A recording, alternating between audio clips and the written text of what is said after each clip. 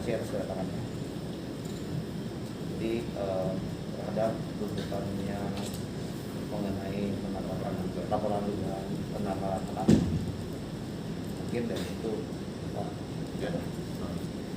Ya, jadi seperti yang sudah kami ketahui, kemarin sudah ada pemanggilan terkait dugaan penelantaran anak sesuai dengan pasal 76B Junto 77 Undang-Undang RI nomor 35 tahun 2014. Yang mana di sana yang dilaporkan adalah Pak Dipolatif.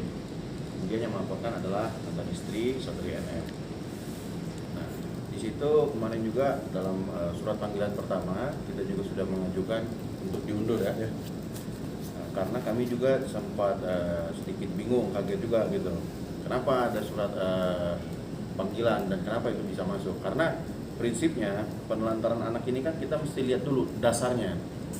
Tidak hanya dasar undang-undangnya, tapi dasar dari si pelapor ini melaporkan terlapor. Dasarnya apa? Penelantaran anak. Gitu. Setelah kita tahu dasarnya, tentu baru kita lihat masuk dalam unsurnya. Dan mesti jelas, nggak boleh abu-abu. Gitu. Jadi kita juga di sini sebenarnya sangat ingin supaya pihak dari Polres Jakarta Selatan, kawan-kawan penyidik itu lebih melihat lagi motifnya apa dalam laporan ini. Gitu. Apakah dasarnya sudah tepat? Gitu.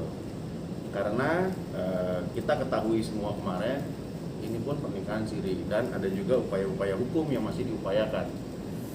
Gitu. Jadi mestinya dasarnya ini tahu dulu.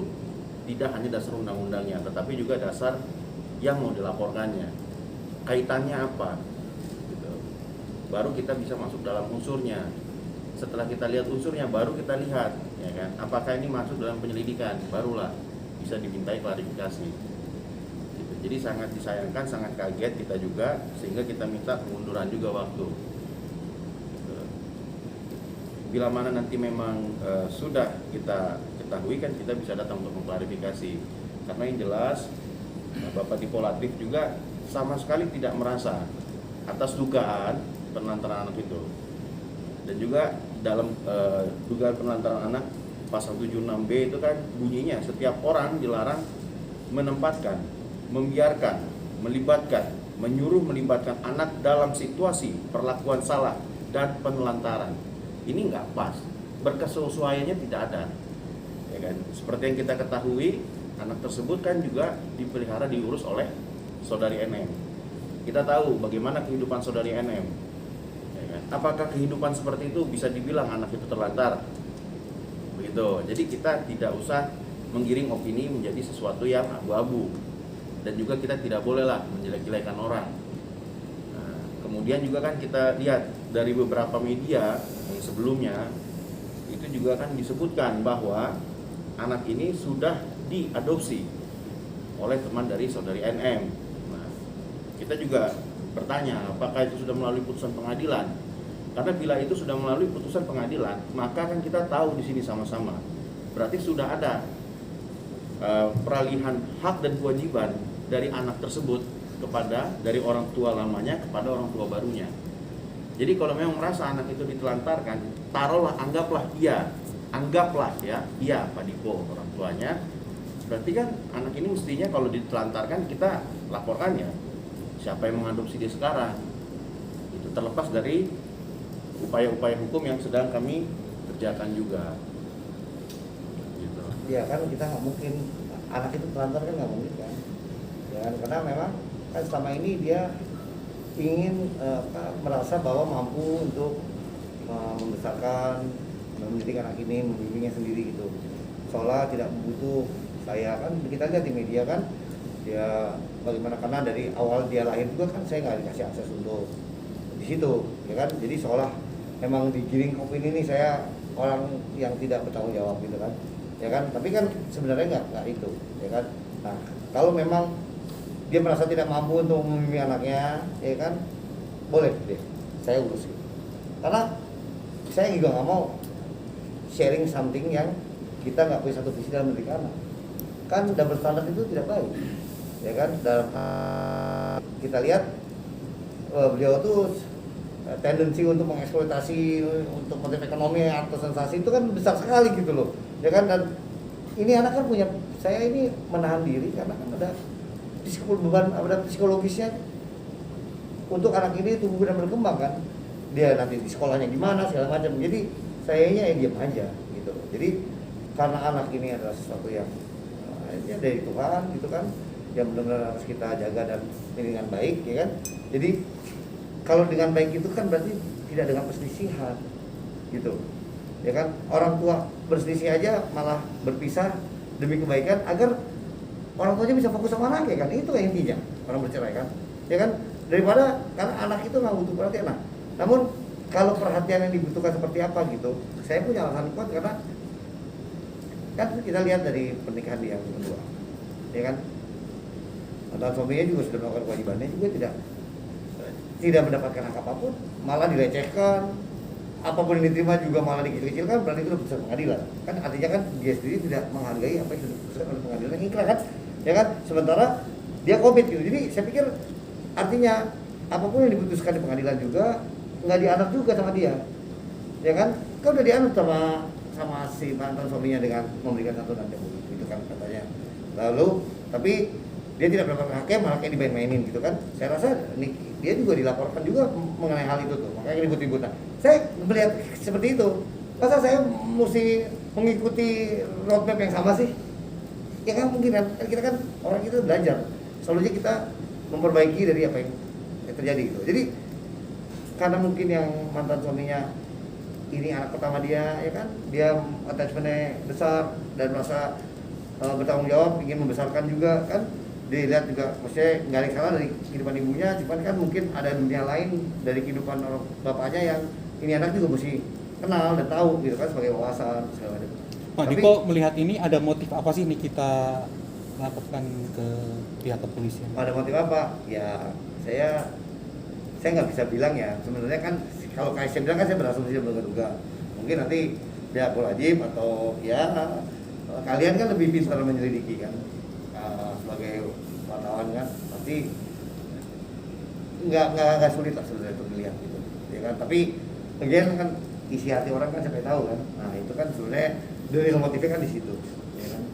Jadi saya nggak mau menduga-duga dan berasumsi, tapi dari pihak konsultan dari orang hukum kami menjelaskan bahwa memang banyak hal yang bisa dianggap bahwa ini sebenarnya tidak melantarkan, tapi ada sesuatu di baliknya gitu kan. Nah itu biar mereka lah yang emang pintar dan cerdas ini kan untuk membukanya kan. Pak Dipo, kan pihak sana katanya bilang Pak Dipo tidak pernah membiayai anaknya sampai sekarang. Itu bagaimana sebenarnya? Jadi gini, pada saat ya melainkan kan saya mencari ya kan, tapi saya melihat bahwa ya dia juga nggak punya etikat baik untuk melibatkan saya dalam ini gitu, benar kan? Ya kan? Nah, tapi akhirnya hanya sosok saya itu hanya akan dijadikan show aja buat dia, ya kan, untuk dicemooh di depan publik segala macam gini. Dan itu kan yang terjadi, ya kan. Pada kesempatan waktu itu di sidang dia juga lagi sidangnya apa, dia ngomong apa kayak gitu kan menggiring opini gitu. Jadi kita udah tahu lah game-nya seperti itu. Jadi maksud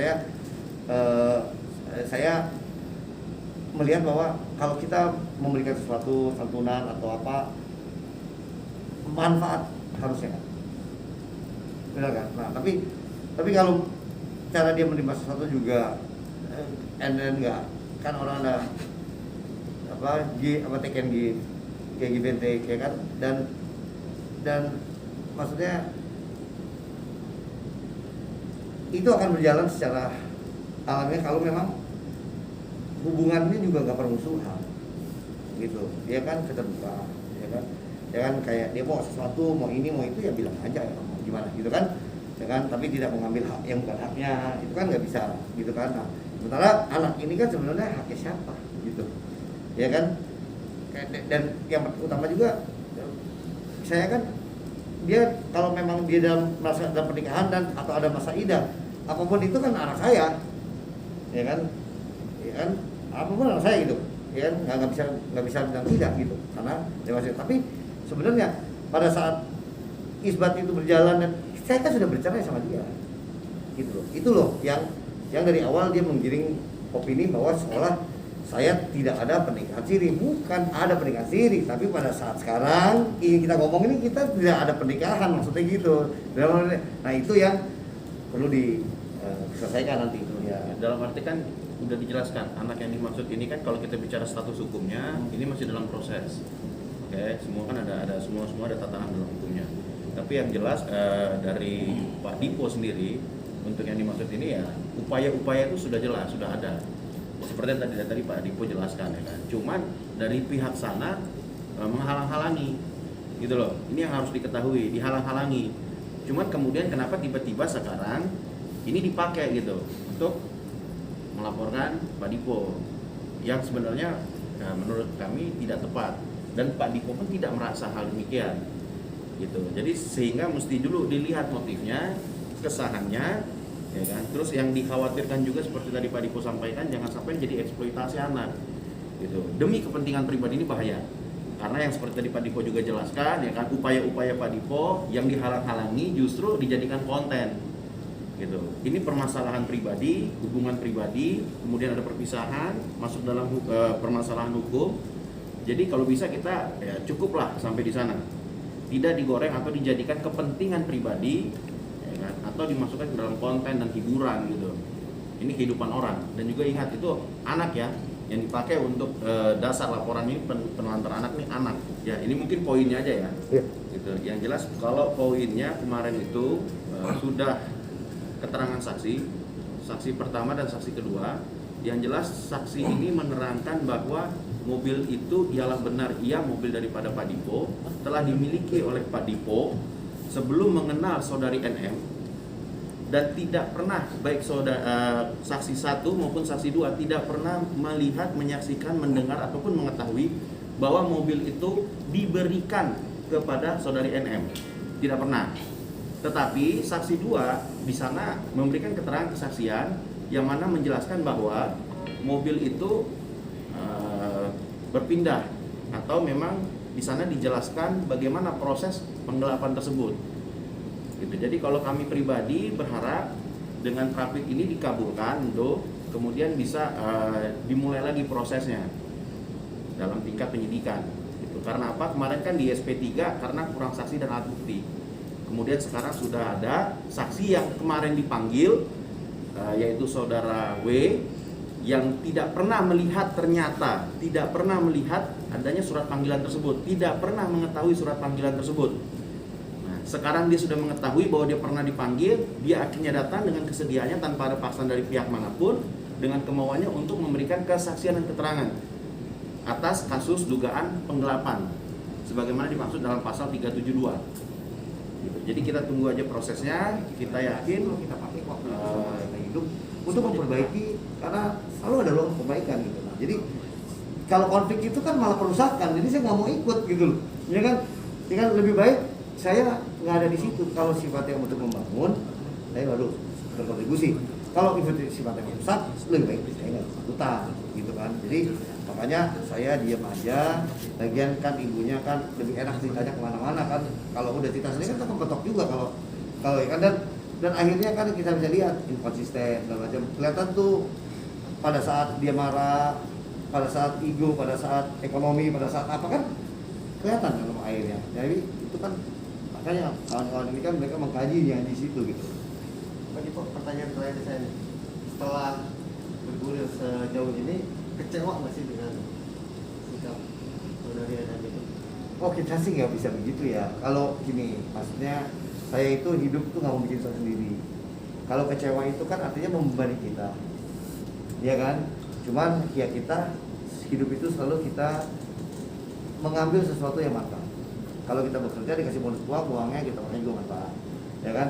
Kalau kita menerima kejadian yang tidak baik atau sial misalnya gitu, tidak beruntung, kan ada hikmah yang bisa diambil. Jadi selalu ada manfaat yang bisa kita petik gitu. Nah dari sini kan ya saya banyak belajar lah, ya. Apa juga kan yang dia apa yang mereka katakan juga kalau kita dibicarakan orang kan nggak semua yang dibicarakan itu kan salah.